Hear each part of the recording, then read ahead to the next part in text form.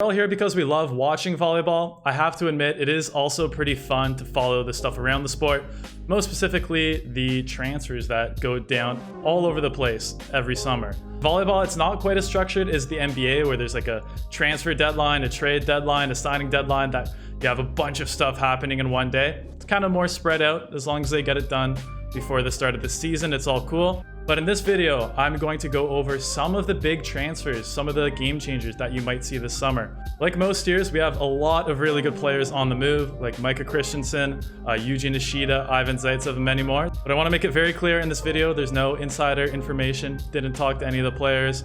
So hope you guys enjoy the video.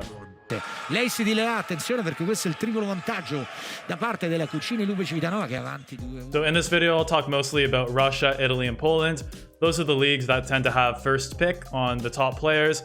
And I really only have one transfer rumor for Russia, and that is Christenson, American setter, leaving Modena, going to Zenit Kazan. Probably one of the biggest transfers on this list. That would be huge, especially I think Christenson, pretty good upgrade on Aleksandar Atanasijevic.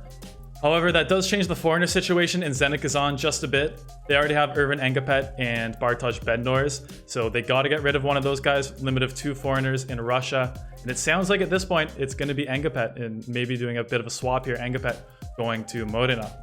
I have to say, I do like this move from Zenit Kazan, continuing the legacy of American setters there after Volleyball.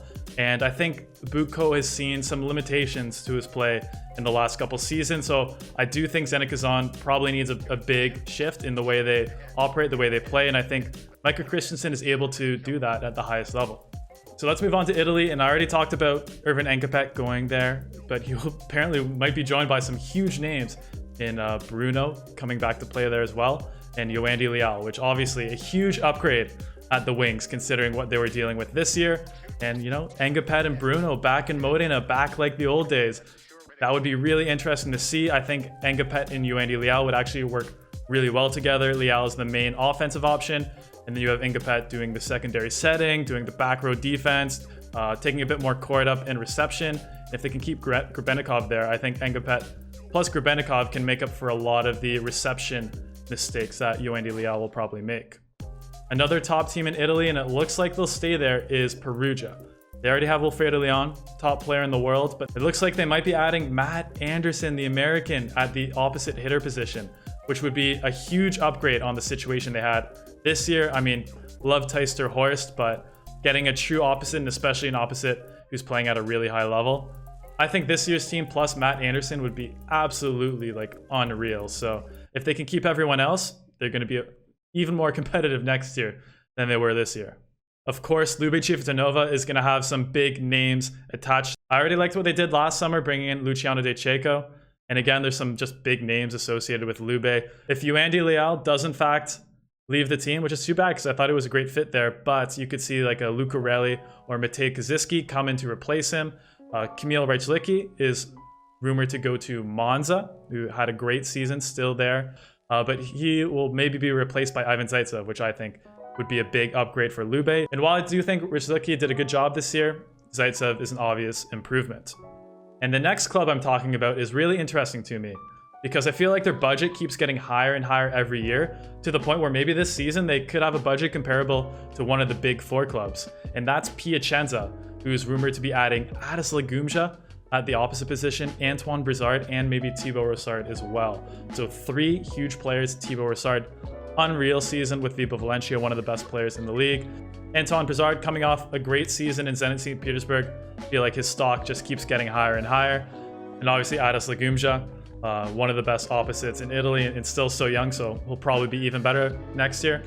Very interesting from Piacenza. Let's see, maybe they could be a dark horse contender in the next season. And of course, another transfer rumor that probably some of you came to this video just to watch, and that's Yuji NIshdia coming over to Italy. This has been kind of rumbling beneath the surface all year. Obviously going to be really interesting because we all know Yuji NIshdia playing at an extremely high level with the Japanese national team in national team competitions.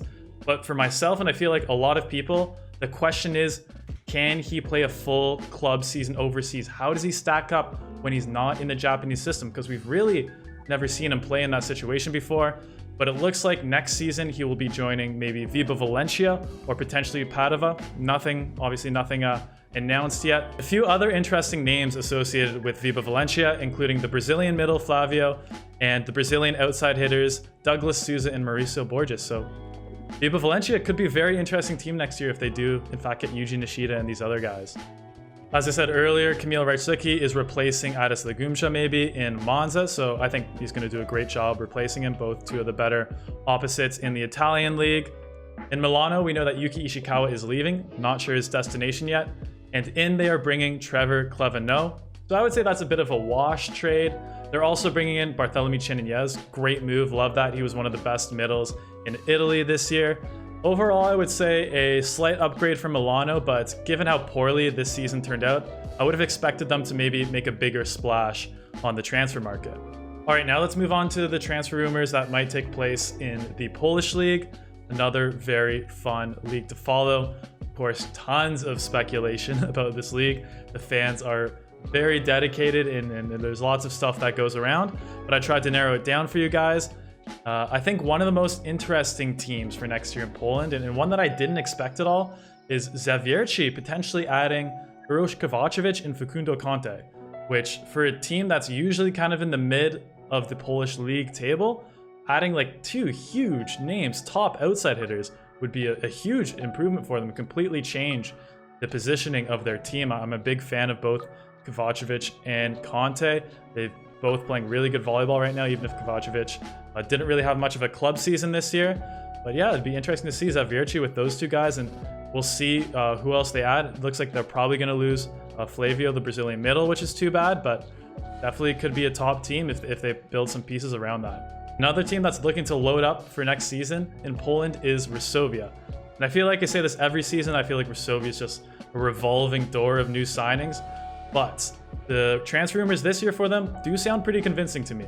They might be adding two Kazierzyk Kozlej players in Paweł Zatorski and Jakub Kołanowski, who I think were two of the keys to Zaksa's success this season. They also might be adding a player who I'm a huge fan of and who's been killing it in Russia this season, Sam Daru, who has some experience, obviously, in the Polish league already with Zaksa, Kazierzyk, and Kozlej. So yeah, those three additions to the team, I mean, having Zatorski and Kołanowski as guys who don't count towards the foreigner limit is a huge asset, especially Zatorski, who's one of the top liberos in Poland. So really interesting to see Resovia. You know, they already have those two guys as your Polish players. Who are they going to add as their foreigners? I'm interested to see what they decide to do. Like I said, despite their really, really good season this year, they're in the super finals. Zaksa, Kazierzyk, and Kozlej might be breaking it up a bit. We'll see. Nothing confirmed yet, but we might see Tony Yuri in addition to Zatorski and Kołanowski leave.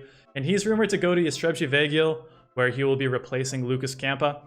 Aleksandar Atanasijevic might be heading to Skra Bełchatów this year, a move that I do really like. I know there's been some criticism of it. But if Aleksandar Atanasijevic is healthy, he's one of the best opposites in the world. And he's still pretty young. It's not like this injury this year could completely derail his career. I do think strongly that'll bounce back. And if he can bring that to Skra, I think the rest of the team is so strong that they can go back to being a contender, especially Taylor Sander, Milada Badapor, Matej Biniak. They definitely have a solid foundation, but opposite was definitely a position they needed to upgrade the most, in my opinion. So if Atanasijevic does join the team, great move by Skra. And the last team I'm going to talk about in Poland is a good one for you American fans, is Taylor Averill and TJ DeFalco potentially joining Olsztyn, which I think two great players. TJ DeFalco definitely making a good run of it in the pros, pretty much what we expected, played a big part in Vibo Valentia's way more successful than expected season. Taylor Averill, if you haven't been following my podcast or the French League, is having an absolutely monstrous season in Caen in the French League this year. In my opinion, like one of the best players, maybe the MVP of the entire league. That's how good he's been. He's been completely redefining like what it means to play middle with the amount of offense they're running through him. Another good couple players joining Olsztyn. I think sometimes the middle of the table teams in the Plusliga underutilize their foreigner spots. Don't bring in the best guys they could, which, you know, I think in a league like Poland, if you want to make the playoffs, you're going to need some good foreigners. So like this move for Olsztyn. So there it is, guys. Just a few of the transfers that could potentially happen this summer. As you guys can tell, probably a big shakeup of the volleyball landscape is going to happen, as it tends to happen every year. For me, the interesting thing is not really seeing like, okay, Modena to Lube, Zenit Kazan to Zaksa Kazan. It's those middle of the pack teams that could potentially go to the next level and become an elite club. So it will be interesting to see which of those teams takes the leap. If you enjoyed the video, give it a thumbs up, subscribe to the channel because there's going to be lots more pro volleyball content coming. And if you want to hear my kind of live reaction to the official transfers, then make sure to listen to the FiveOne Volleyball podcast. It comes out every week where I discuss what's going on in the world of pro volleyball and obviously go over any big news or transfers that happens. So of course, there's lots of volleyball still left to be played this season, but this stuff is always just so much fun to discuss. So I want you guys to discuss in the comments, what do you think about these potential transfer rumors? Which teams do you think will improve by a lot? Which teams do you think will get worse? As always, interested to hear your thoughts in the comments.